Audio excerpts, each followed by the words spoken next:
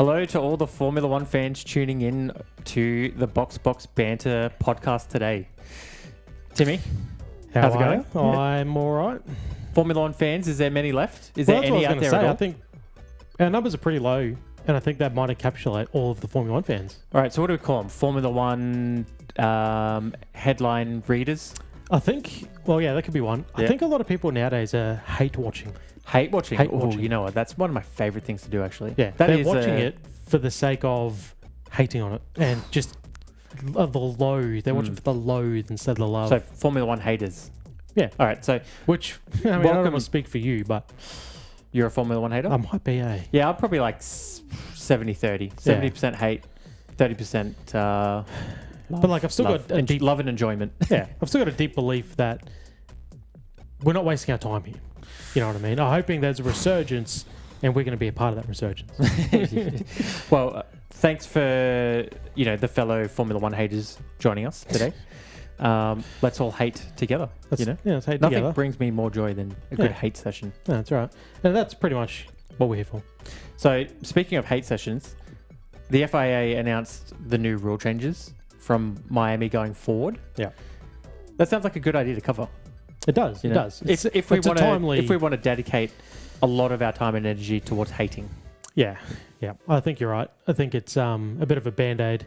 A couple of band-aids. I don't listen to any other podcasts because I'm a loyal box basher. Huh.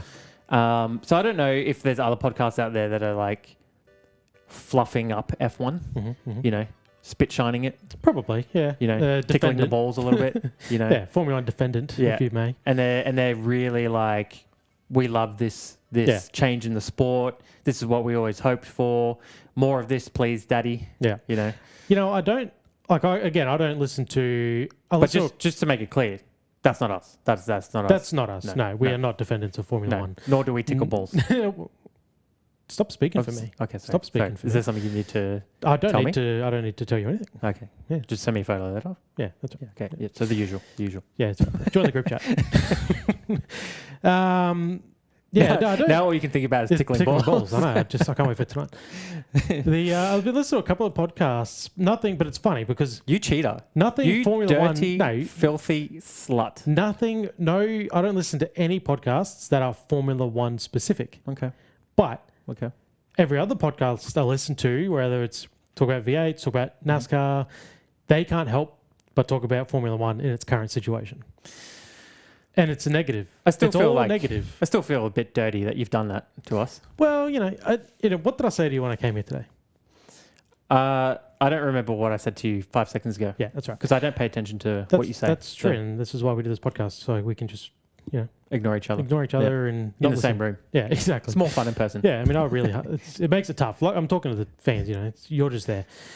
I said to you that, we're going racing again next week. But I feel like I haven't missed Formula One over this month off. Yeah, isn't that just what you want to hear from an F1 podcast?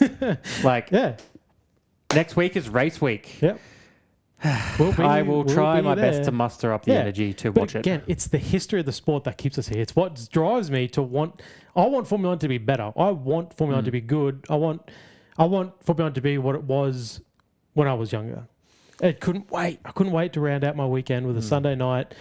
Stay up till midnight and watch this cracking race that I just couldn't bear to miss. I know, you used to edge F1 race weekends. Now you just pump and dump. Yeah, now it's just...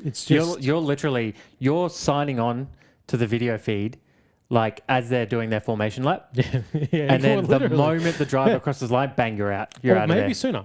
If it's like, okay, they've passed the final corner. Yeah. So really nothing's going to go wrong here. So you make it to the last lap. Generally, yeah. Yeah. Okay. So I didn't watch anyone. I'll give you credit for your longevity. I underestimated just how long you could go. So. Well, the problem is, as well, with our new situation, doing lives, I can't even sleep through them anymore. Yeah, you can't even use that opportunity to catch up on some Z's. A lot of races last year. I watched the start, I watched the end. If the end is similar to the start, I know I haven't missed anything while I slept. Look, our last feat, just be prepared for some tough times. Because Miami is 6 a.m. Monday morning in Australia. Uh-huh. Feel free to sleep if you need to, okay? Because I don't know if there's going to be many Australian fans getting up at 6 a.m. on a Monday morning to watch this shit. Don't say that. I'll do what I do. I'll throw we'll the be there. podcast on my shoulders and I'll carry the team. Just make sure you're well rested for the episode later. No, well, we're not doing it live. No, we're doing Is it this live, but groundbreaking? then we'll do our normal episode. Then we'll come back later. We'll reconvene in the afternoon. We're not only are we having to suffer through this terrible racing event, but we're gonna have to pull a double shift on Monday. You're actually right. I didn't even think of that. I'll be back back here Monday afternoon. Hurts even more. Yeah, that is a bit of a shame. So let's get back to hating. So I think that's what we've been doing very well, covering off. We're doing well with the hate side of things. Yeah. So the first rule change that the FIA have officially announced. So this is their post. So I'll just read it for verbatim, right? And then you throw out some hate speech. Okay. Okay. Qualifying, promoting performance. So so they have subtitles to that. No, well that's a title. That's I guess. A title. Yeah. Okay. So they're titling their rules. Yeah. As if it's look at what we've done. Yeah. They're trying to project. Yeah. Strength. Yeah. It's like, I don't want to get political. What Project Fury? Project Fury. Yeah. Donald Trump's name for what he's doing at the moment. Isn't it like Project Epic Fury? Oh, even better. That's what this is. They're titling it to just amp everyone up. Yeah.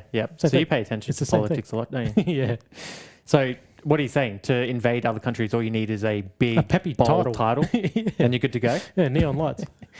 Qualifying, promoting performance. Now, the writing's very small, so just bear with me. I have to zoom in a little bit. Got your readers?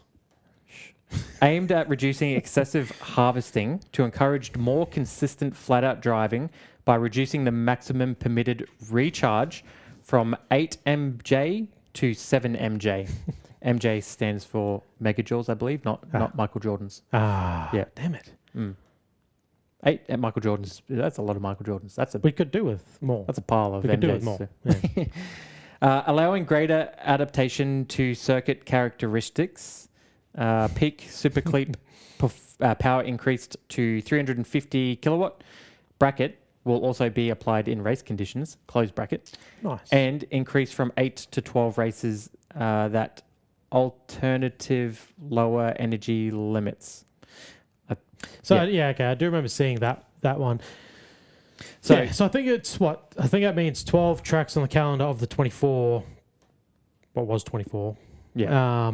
Is now 22. You don't have to super clip, I guess. There's enough energy to manage. Yeah, enough to manage the battery. You can save enough energy in the braking zones and things like that, or the straights aren't particularly long, which doesn't seem to sound right because most Formula 1 tracks have very long straights. But again, they're talking megajoules. Like, what do they expect us to understand when they say this? So I feel wasn't it at 9?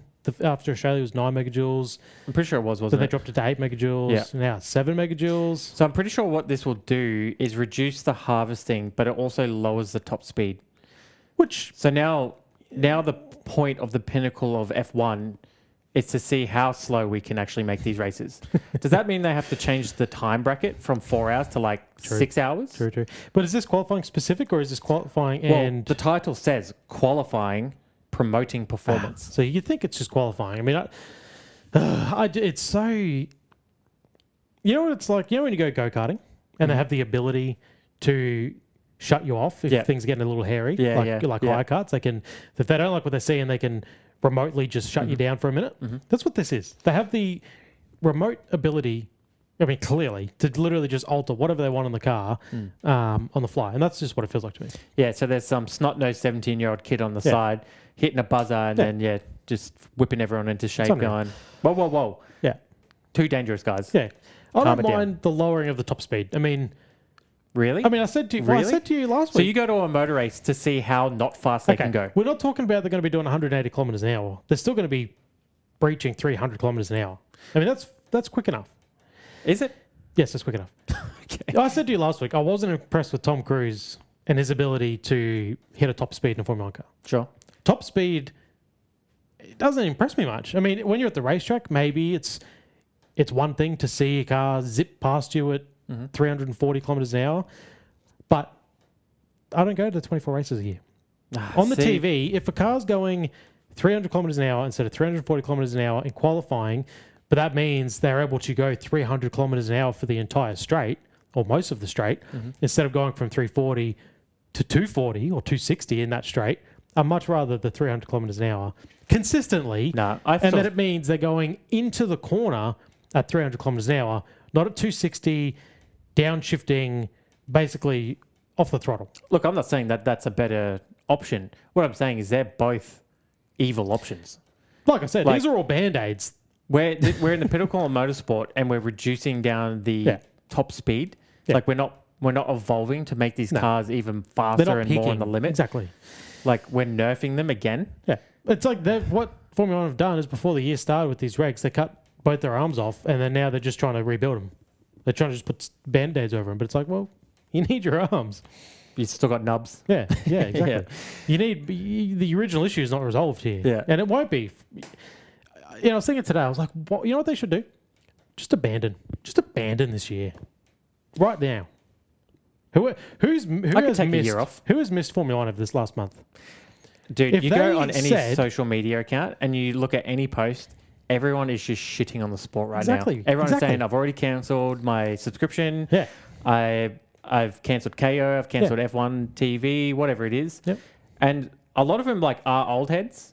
And so I'm sure that there's going to be a newer F1 viewer base that's still going to hang around because they don't watch it for the racing. They literally watch it for the personalities. And they're like, oh, yeah, Lewis is dating Kim. So they're all like locked into that shit. Yeah. But for the old heads who are like, we love it for the motorsport aspect. We love the power. We love the engines. Yeah. We love the technicality, engineering, whatever it is, whatever angle you're coming from. That's not, yay, Lewis and Kim. Yeah. Can you do it again. Can you do me a little I clap? can't speak clap. Come on. I can't speak clap at all. Come on. I can't speak clap. All right. I'm sure they're going to hang around, but the old heads they're over it. No. And like I'm seeing people saying, I'll come back and check in on the sport in 2031 when you fix it. But that's the thing. If they said to us now, all right, sorry, like super sorry, major apologies. We can either, if 2031's the year where we've already aligned our next engine regs, or hear me out, we bail from here. Season's cancelled. Mm-hmm. We'll fix this now to restart next year. We'll bring Porsches. Bring the Carrera Cup to all the racetracks. Ticket sales remain. All the drivers get to come. See, that would make you happy because you like cars that don't go fast. They're fast enough. Again, they're fast enough. For some. And there's actual racing happening.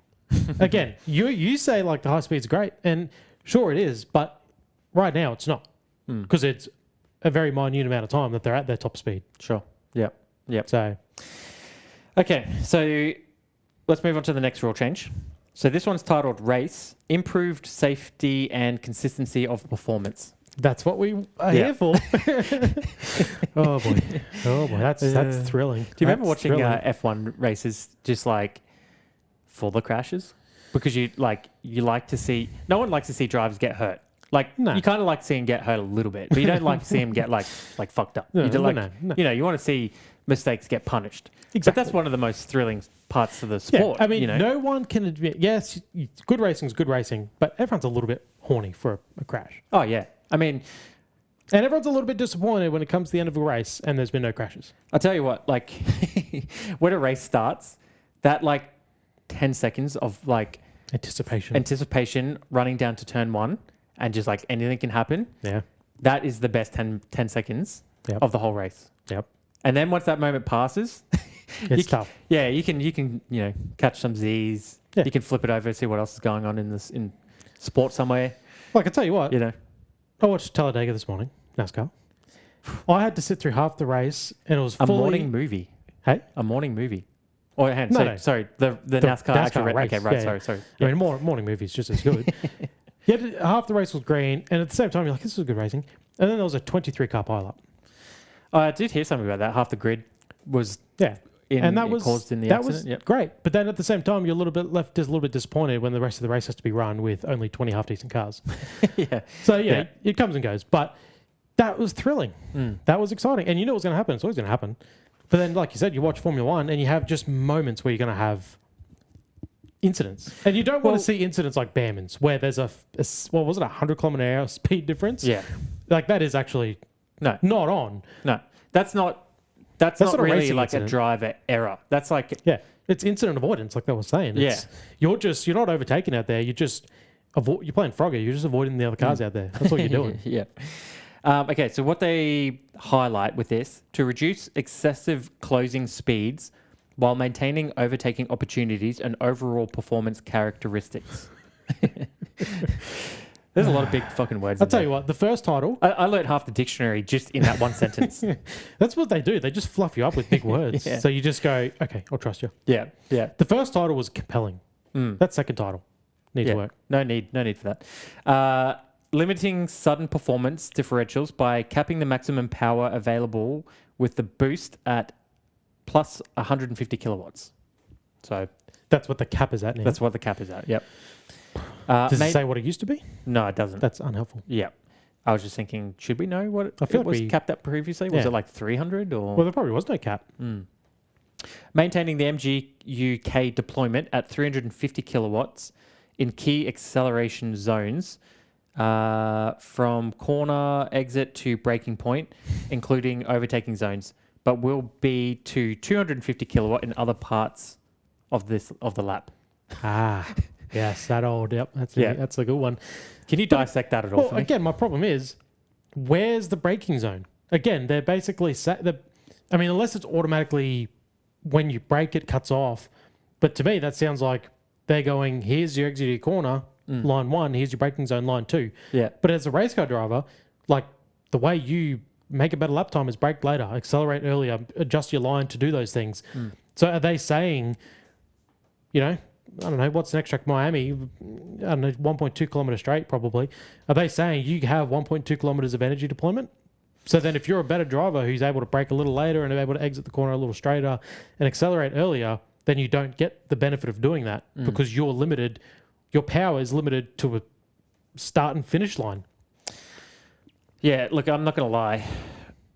None of that made any sense to me. I'm just like... What? It's a whole lot of words. How is this so complicated? It's all caused because of the battery. Well, yeah, because now instead of here's a racetrack, it's now here's a racetrack and this is a straight zone where you're allowed to have 1,000 horsepower and here's a non-straight zone where you're only allowed to have 900 horsepower. And it's like, what? It's exhausting. Shouldn't I just have a car? I get in my car, my car makes 1,000 horsepower and then here's the track and I just go? Why have I got zone, 1,000 horsepower zone, 900 horsepower zone? Look, I'm a simple guy, okay? I dropped out of high school. Yes, you are. Hey, you drop out of high school? You shut your filthy mouth. I forgot about that. Dropped out of high school, didn't get a university education. I like to watch sport. I can't believe you just told everyone that. God forbid, I like to enjoy some sport. You're a degenerate. Why do I need a goddamn degree to calculate what the hell is going on in the Formula One right now? Yeah. Come on, man. Yeah. I watch this shit to switch off. Like now you're giving me all this stuff of like, this is where they're allowed extra power. Yeah. This is where they're not allowed extra power. They can't use the boost here. Explain this. How the drivers even like? Yeah. Is it all automated stuff that they don't have to think about, and that's even less thinking for them? I mean, they talk about all the beeps in their ears. Here's the beep for when you're allowed to do this. Here's the beep for when you start your LICO. Here's your beep for your shifts. Like the drivers are just monkeys. If monkeys can react to. It's just you're told what to do now. Like, and it probably has been that way for a while. Like the beeps for shifting and beeps for when you lift and coast, like all that stuff. But that takes a lot away from the driver and race management. Well, I'm all for evolution. I understand that the sport needs to grow with the times and has to change and adapt to things and whatever. But when things are this controlled to the point that now the weakest element in the car is going to be the driver, is the next step just have AI drive the fucking machines? Yeah. Now you've just got a team of people who build it together and then to keep things fair and safe and consistent. Yeah. No actual drivers in these machines drivers, now. It keeps it safe. They've been testing autonomous racing. And then that's not that far from sim racing. You sim race. Or sim racing is better than autonomous racing. You sim race, but you sim race shirtless in your garage, sweating like a pig. Yeah. And not just shirtless, completely. Pantsless too. Got to keep everything ventilated. Oh, okay. Yeah. Ventilation is key. Yeah. Okay. Yep. No. I smart man. Okay. That's why I don't invite you to sit in my sim. Yeah. I always wondered why I never got an invite. Okay. I appreciate the thought though. Yeah. No. But yeah, you can enjoy that, and you can be in actual leagues, and like I know people make careers out of this sort of stuff. But I don't give a fuck about watching that. I don't want to watch a bunch of nobody's virtual for me race. and absolutely And it's the same. Through COVID, I don't think Formula 1 did that too big. Wouldn't do it. NASCAR V8s, they had virtual. Here's the real drivers. Formula 1 did do it. They had drivers enter it on it. Yeah. I had no interest in that. As a sim racer and a motorsport fan, I had no interest in watching the drivers in desperate times, you mind are you. the target audience. Yeah, and in desperate times, mind you, where there was absolutely zero motorsport or any. I mean, I don't even want to talk about those times, goddamn. But even at that dire straits, I had no interest in watching sim racing. Yeah. Oh God, there's nothing to watch. I'm not watching there's F1 virtual Real racing. drivers racing in the sim. Yeah, no thanks. I'll go watch the stars or something. Anything I'll go else, touch some grass. So, okay. The next one is wet conditions, improving safety and visibility. Now, I find this interesting because we haven't had a wet race yet. Yeah. Right. So I guess this is based purely off testing. Yep. So it's interesting that they've implemented a change that viewers haven't even seen. Yeah, we haven't had an issue yet. Drivers have experienced in a racing condition. Yeah. So, following driver feedback, interesting. From who? Yeah, which drivers are these? The proposals below will be adapted in wet weather running. ERS deployment will be reduced, limiting torque and improving car control in low grip conditions. Again, how? Yeah. In what way is he? Tire blanket temperatures for intermediate tires have been increased in order to improve grip levels in wet conditions. Why are they not already maxing that out? Yeah. We saw last year so many issues with allowing them to race in the rain. Why are they not already? If they come out of the blanket 100 degrees or I don't know 80.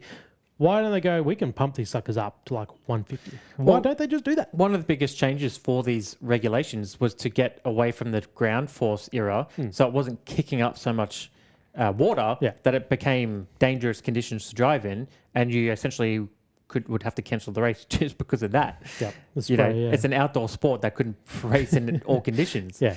It's not cricket here.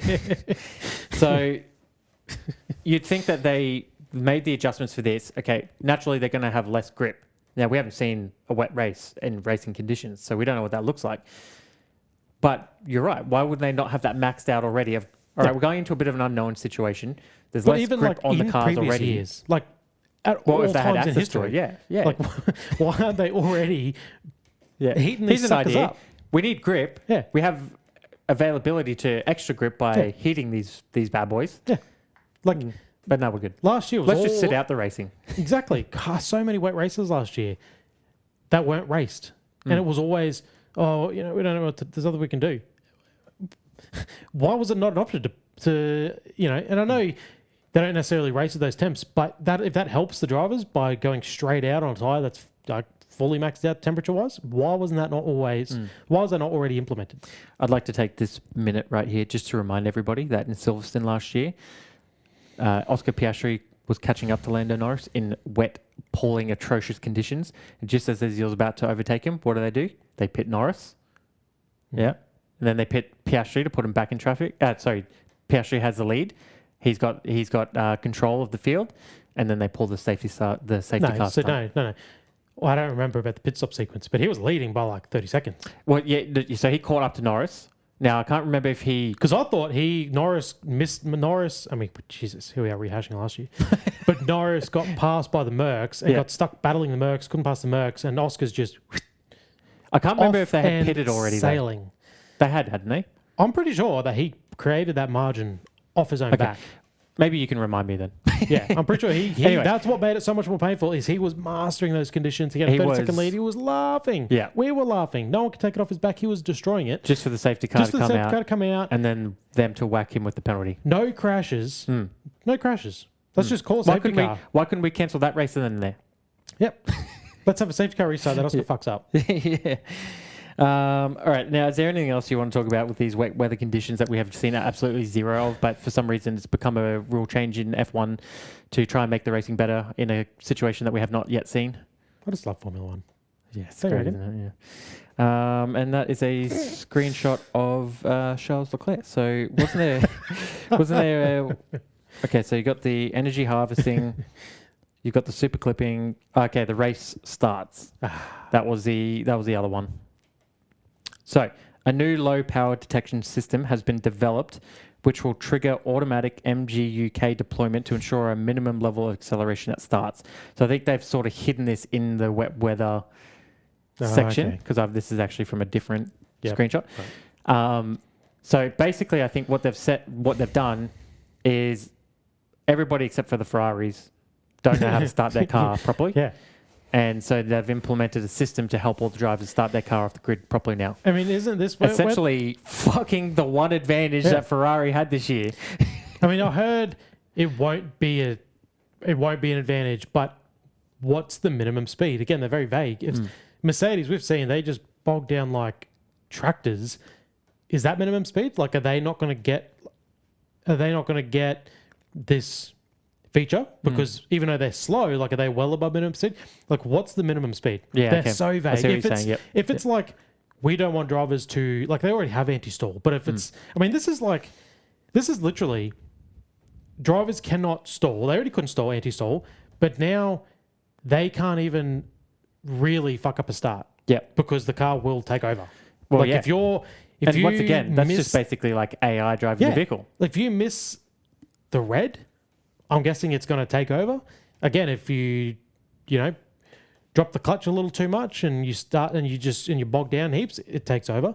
So that's what I'm saying. Is the minimum speed the Mercedes level or Max's level of can't get off the line? If it is, then that's absolute bullshit.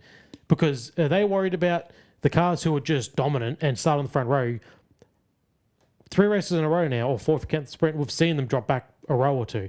Are they worried about that for safety? Because if they are, that's shit. Because like you said, that's the one advantage Ferrari had, and that's the one way we've been getting racing, is the best cars, the fastest cars, and what makes them fast down the straights is their big old turbo, which is what makes them slow off the line. So if they're doing this and enabling them to have a quick enough takeoff for safety reasons, but then giving them all the benefit of what creates their fast straight line speeds, rubbish. Yeah, so is this all in the name of safety, or is this all in the name of making sure that Mercedes get the championship they've paid for in advance?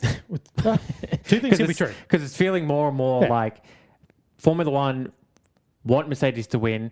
They probably want George Russell to win because he's British and there's a lot of British bias, and that's never going to go away because there's 6 drivers on the grid right now, and that's probably the bulk of the fan base. And you know what? If you probably broke down a map of who's watching Formula One right now, it's probably still mostly the British. Oh, 100%. So I'm sure that they want to make sure that they hang on to every one of those suckers. Yeah. Two things can be true, because Formula One and all motorsport are very reactive to incidents. Like, safety implementations generally come in after a major accident. That's when it's like, whoa, okay, we need to make this adjustment. For some reason, Formula One are now trying to be very proactive, which, if a safety concern, you don't want people to get injured. Safety, blah, blah, blah. What's the real reason? Let's see the racing. But that's what I mean. Are they looking at 3 races in a row? We're seeing Mercedes get off slow. Are they like, we can't stand by all year watching a potential airplane crash between these drivers? Well, maybe, yes. That's probably the narrative they're pushing. But again, that's not good enough. No. Change your fucking car. Like, if that's the issue, make them... See, that's why we actually need Horner back, because that's what he'd be saying, right? Yeah. Fix your fucking car. I mean, look at, what was the last round? Japan? Was it Japan? It's so long ago now. I think it was Japan. Yeah, it's just it was true. Too many days ago. Too many drinks ago, You know what I'm saying? It's darker days. Once Piastri took the lead, the Mercs couldn't get past him. Yeah. So I think that scared the shit out of him. I think that scared George, and that scared Mercedes, where they went, we're the fastest car, but we can't do anything if we're stuck behind people. And why is this happening? Because of our race starts. Yeah, exactly. And at particular tracks like that, where drive a track, and then someone in Oscar's case who could definitely manage the battery as he needed, as a defensive mechanism, absolutely could keep him at bay. Oscar fought off most of last year a raging Verstappen who was, horny to catch up to McLaren, and he very, almost picked their pocket. He knows how to defend. He knows how to race Verstappen. I think he can handle George Russell. But that's the problem with this year. It's not about... It's so much battery dependence. But that's what I'm saying is, like, he was able to keep George behind in clearly an inferior car because he knew how to position it. He knew where to defend. He knew spacing. I'm pretty convinced that he let George pass him in that back straight because he knew that he could then deploy and retake. Exactly. Whereas That's what I mean. if it He's happens the using other way, George just streaks off, right? That's where he's using it defensively. And it's risky because I think that was the game Hamilton was playing in China, but then he just couldn't get the move done into turn one in that race. And then as soon as George was allowed to get his energy back around the course of the track, that was it. And that's what would have happened, and effectively did happen when Kimi got the free air, and then all of a sudden he could just recharge and use his battery at his own free will, not have to use it in an attacking way or a defensive way. And the same thing would have happened. So like it's a risky game what Oscar did, but the fact is he obviously made it work in that time, and then from there he probably, whether it was intentional, he probably didn't necessarily want him to pass him, but he definitely learned. You're constantly learning on how to use these batteries and what you can get away with. I think you're kind of missing my point though. He's a fucking legend. My point. That's your point. No. My point was George Russell is a bitch. Well, two things can be true. Yeah. Oscar's That's a your favorite legend. saying, isn't it? It's just so you have one true, saying, man. It's and so you use it true. for everything. Twice in one episode. Anyway, how do you like how, our fan base, our loyal fan base, we know that they're all Oscar Piastri fans. Of course. Why else are you here? Do you like how I catered to them and I brought him up twice in this episode? Making sure we hit our Oscar Piastri quota. I was going to say, that feels very standard. That feels very standard. Well, someone's got to. Daniel Ricciardo?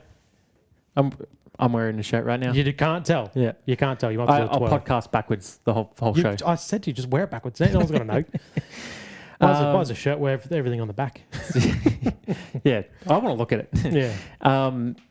Who do you think are the biggest winners and losers here?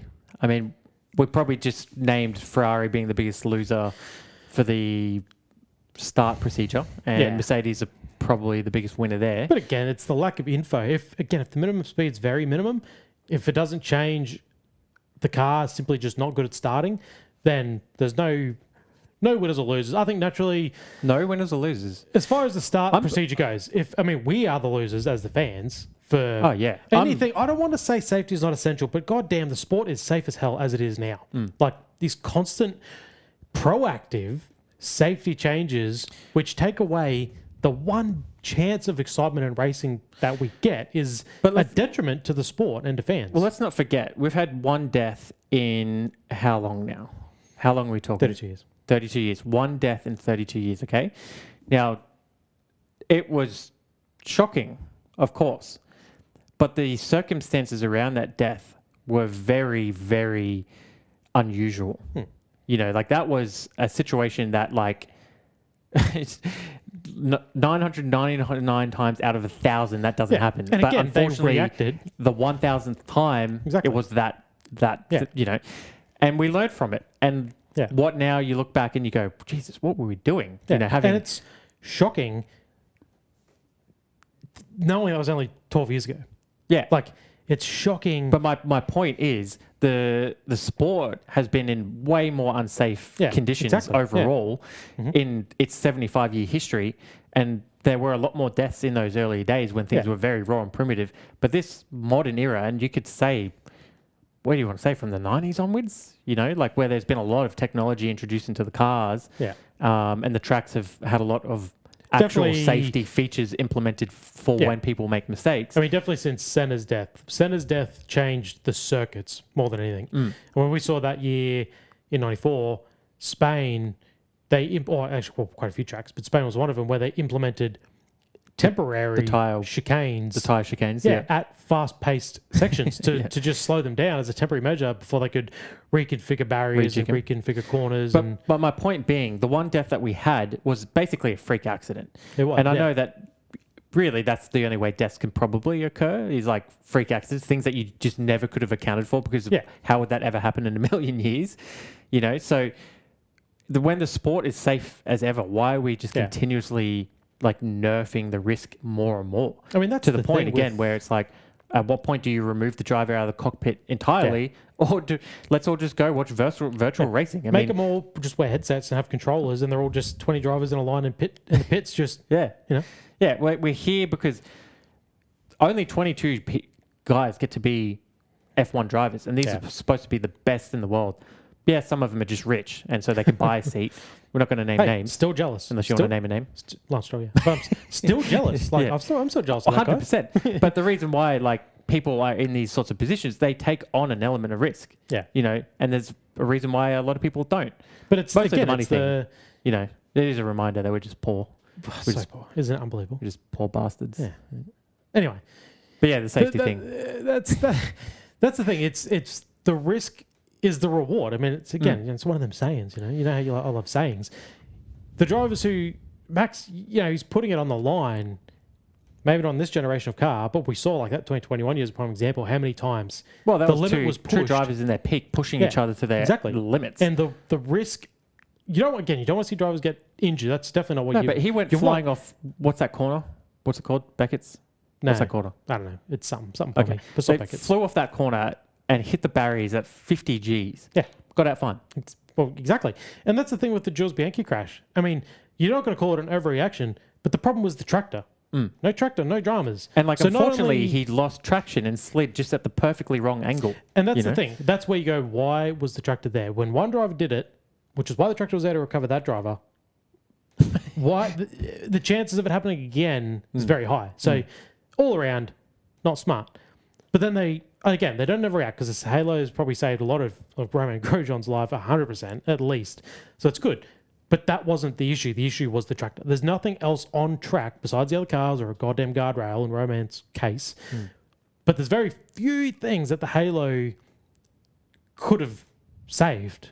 Yeah. As in, it's because the track's all very well crafted that you're pretty well safe on track unless you bring agricultural machinery onto the track in conditions where nowadays you wouldn't even see them race, for starters. No. Let alone not even call a safety car in those conditions with that happening. Like, that's what I mean. That's the problem. The Halo...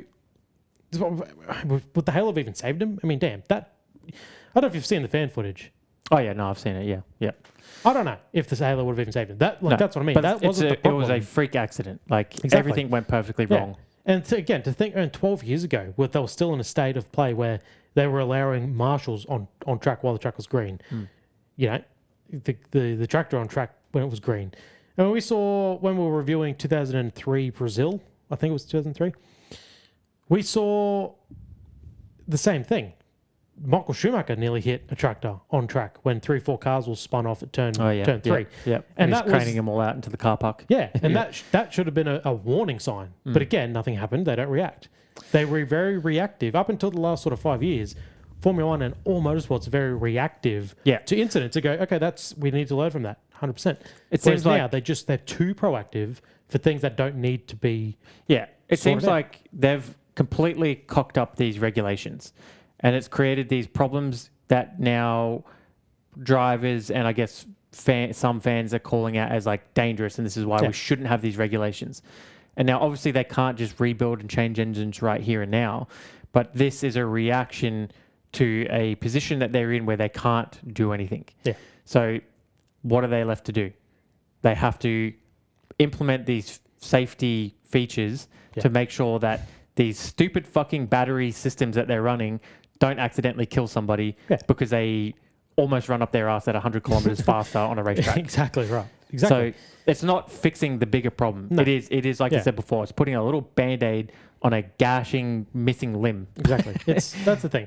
They obviously didn't. It's an adversary effect that no one's seen coming. These regs, no one wanted them because, again, you don't want a race to be about battery management. You don't, like, Formula One's meant to be the pinnacle. You don't 100% fossil fuel burning bloody combustion engine is what everyone wants to see. But it's caused the adverse effect of batteries are hella powerful, especially when they're paired with a simple Camry engine. That battery is given priority in the power department, and it's a light bulb. It's a light switch power supply. Yeah. You're gonna have speed differentials, and I don't know how all the data, all the engineers, everyone building these things. I never heard one whisper about closing speeds being up to 100 kilometers an hour when they were boosting up how good these regs were going to be. Yeah. Not once did I hear. I mean, overtaking is going to improve, which it has, but like no one said the speed differentials are going to be this dramatic. No. Is there anything else you want to shit on before we wrap it up? Shit on. Yeah. I'm enjoying this H sesh. Nothing off the top of my It's head. actually making me feel better for Miami because I feel like we're setting expectations here right now that these rule changes, they're not going to fix the sport. If anything, yes, it's going to be safer. It's going to be more boring. It's going to be more dull. Well, that's the thing. I think, again, it's Band-Aids. They need an overhaul. Like, if we're going to spend the next 4 or 5 years talking about your MGUK automatic deployment off start lines and your power differentials on separate circuits sections of the track, like that's not interesting. Like worst case, get through this year, tweak as you go. Obviously we're going to have a winter break coming up in very short order, no doubt, and when they'll make another few changes, and then they need to really have a big swing at what to do to round out the regs, and whether they bring it forward, not to next year. I know there's the amount of money involved. They're not going to just dump this thing in that quicker time. But it's funny. A lot of the comments I see, people go, it's stuff like, you only need one rule change, V10s. yeah, or like, I didn't read V10s anywhere in this article, so I'm switching off. So I'm like, they have completely missed the bar here. Yeah. They haven't paid any attention to what the fans want from their sport, what we once had, and what people have spoken about for years. And the more that you reduce the driver element to make it safer, or however you want to frame it, the more uninteresting it gets as well. I would much rather, like, I could live 100% with the cars not being as fast and as powerful and as engineered perfectly as what they once were, if it meant that the drivers had way more control over the car and it was a skill level thing. Yeah. You've got people throughout the whole paddock, whether they've driven cars in this current era or old eras, or people who have just covered the sport in a long time, who are saying anyone can drive these cars because they've taken out the skill element, and so much of the car and the electronics and the technology. And then you've got a team of 40 people who all have probably one little job of telling you when to hit the brake pedal and what corner you're losing speed on. Like, get rid of all of that shit. Like, what are we doing? You can simplify all of that. Just build your car, make the car simple, pick your driver, your best 2 drivers, and let them duke it out on track. Make them earn it. You don't need a 15-year karting career to now drive these things, but you do need an engineering degree and a very sound understanding of electronics. Or, in Verstappen's case, 15,000 hours on the sim race. Yeah. On the sim rig. I'll tell you what, there is nothing that grips you more than when you scrolling through Facebook, TikTok, whatever your device is. And see Lewis with Kim K. No, that's nice too. That's all. Okay. That's good. Okay. I just thought that's where you're going. No. And you see footage of Senna, H-pattern gearbox, just ripping any track. Monaco is the one you always see. Hang on. I'm pretty sure our viewers are smart people. Yeah. But there might be some newbies here. H-pattern gearbox. Yeah, just like in your car. God, no one even drives manuals anymore on the road. I was going to say, do they even know what that is? Have they seen one before? Watch our trailer. Your classic H-pattern gearbox being utilised there. But again, it's like you're driving one-handed. You see, it's bobbing all over the place. The track's bumpy. He's just really wheeling it. You almost kind of want to watch the sport and have this sense that these things could fly out of control at any moment, that the drivers are wrangling these things. They're wrangling the necks out of them to extract the most performance, to get the fastest lap. And, you can clearly see where some drivers are taking more of a risk than other drivers, and they're earning it more. You don't have that now. No, you need to be on the edge of adhesion to make lap time. That's what it should be. That's what Fiat Supercars is. You just need to be on the absolute ragged edge from within, and you're fractionally, and then you're without, and you're out of control. That's where you see the driver's skill, and that's where that looks great on TV. And you just, especially with the super clipping and slowing down dramatically into corners, like you're not seeing that anymore. No. I wonder as well, like as a driver, having such a severe change in regulations from season on season, the last time that you raced in Japan, it would have felt so different. You'd notice how different it feels, right? Like, surely they can tell how unnatural everything feels from what they were used to. Like, and you've got some drivers who have been in Alonso's gone through so many regs. He just adapts to it, whatever the change is. But let's say guys like your Verstappens and your Norrises and probably even your Piastris who were, very kind of at the forefront of the last regulations. Yeah. And now the car is completely different and foreign, and you're having to basically you're like a rookie again, right? You're having to relearn, and that's probably why we're seeing Kimi Antonelli have quite a lot of success, because his level of knowledge with these cars on these circuits is matched to everyone else's, really. Yeah. Because the cars are so different and they're responding and acting so differently that everyone's kind of in the dark as to how to approach it and how to manage the battery and where to deploy it and shit. As a driver going to this year, it's just pot luck. Are you lucky enough to land within a seat of a team that has built the perfect car to match the regs? And then all you got to do is did you one unfortunately land the Adrian Newey seat? Well, yeah. I mean, you know, he's I saw an article today, and I didn't read it because how headlines be. Sure. But it was about his said he's hinted at what his future's going to be, and the headline was about it may be how many races does Fernando Alonso have left? Right. As in this year, he might pull a pin mid-season. What? Mid-season? Come on. No, he's not. That was what the headline was hinting at. But again, guilty. I didn't read the headline. I'm not a clicker. I'm not a clicker of clickbait. I don't know about you, but I feel great now after... That was a good say. Get it out. Get it out. We've had the last couple of weeks or the last weeks talk about the history of Formula 1, and that's where where I enjoy it. Yeah. I've struggled through it because, just trying to stay interested in the F1 right now with such a long gap in between races. Yeah. I miss my boy. I miss seeing Oscar's face. I miss seeing his cute little face. Yep. I miss seeing his moves in the cockpit. How he, how he slaps those paddles. Yeah, how he touches his buttons. And shout out to the six people. The way he touches his buttons really gets my buttons going. That's right. So. Shout out to the six people who did rock up and listen to the last episode. Hey, you're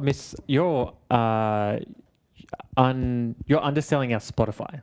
Our Spotify is yes. is I actually popular. don't. To be honest, I don't see our Spotify numbers. So, look, if you're not watching F1 right now, we don't blame you. We would not be watching it either if we didn't have a podcast and Oscar Piastri wasn't on the grid. However, maybe you find us entertaining and let us watch the F1 for you and tell you what you need to know. Exactly. We will take that bullet. Yeah. We'll take that hit because maybe it's our faces. Maybe that's why the Spotify does so well. We're good dudes. People could just listen to our soothing voices and not have to look at our heads. Yeah, what are you saying? I should do a big black bar from here over? Yeah. I mean, I'll take that. Just give me an eye hole. Yeah. So I can just see what's going on. I can look at you. It's like racial. No, I was thinking more Ned Kelly. I was thinking more Ned Kelly stuff. That's not see. Okay. Dodge your bullet. Yes. Not speaking of racists. It's not racist. I don't know. I'm sure he's guilty of something. Guilty of things. I don't think he's racist. I don't know. Could be wrong. I don't remember the last time I ever read something about Ned Kelly, so I'm going to refuse to comment because I'm not clued up enough on it. So. True. Fair game. I've had some very recent research into Ned Kelly, believe it or not. I'm surprised you don't have a Such As Life tattoo on your neck. No, see, I'm not. You seem like one of those guys that'd be like... Don't. Or maybe on the tramp stamp, I don't watch Home and Away and... Don't you? No. What are you saying? People who watch Home and Away get Such As Life people. tattoos. God, yeah, they do. So where's yours hidden then? I don't. I don't. Who's your favourite character? On what? Home and Away. On what? See, I don't even know the title of your show. What are you talking about? Yeah, okay. Well, you're the one who brought it up. I don't know if I've ever had... I didn't even know that show was still airing. I'm not as old as you, but I'm nearly 30, and I've never had a TV. I've never plugged my TV into an aerial power point. An aerial point. That's a sign of your generation. That is the truth. That is a sign of your generation. I've lived out of home for over 10 years. Those poor sons of bitches that had to spend decades plugging an antenna cable in. And tuning it. I've tried. Don't get me wrong. When we first moved out, I was like, oh, this is great. You be able to channels. It's not great. The tuning process, it's not great. And I watch is free to air anyway. That's honestly. What I'm saying. Honestly. Yeah. Unless you got to watch State of Origin or the NRL finals. Well, they're always on Channel 7. I forgot you don't pay for anything though. Download the app. I'm not. Yeah. I don't watch. I don't watch TV. I don't watch aerial TV. No. And I have never. The only video content you consume is on private browsers on your phone. Speak for yourself. Well, hey, I don't need to use private browsers. All right, let's wrap it up. That's enough shit talk. Yeah. Next week we actually have some actual racing we can talk about. So yay for us and yay for you. Unless you're not keen for the racing, in which case we don't blame you, and And just hey, tune back in and we'll tell you about the racing and what you join did and us. didn't miss. For not being keen on the racing. Yeah, yep.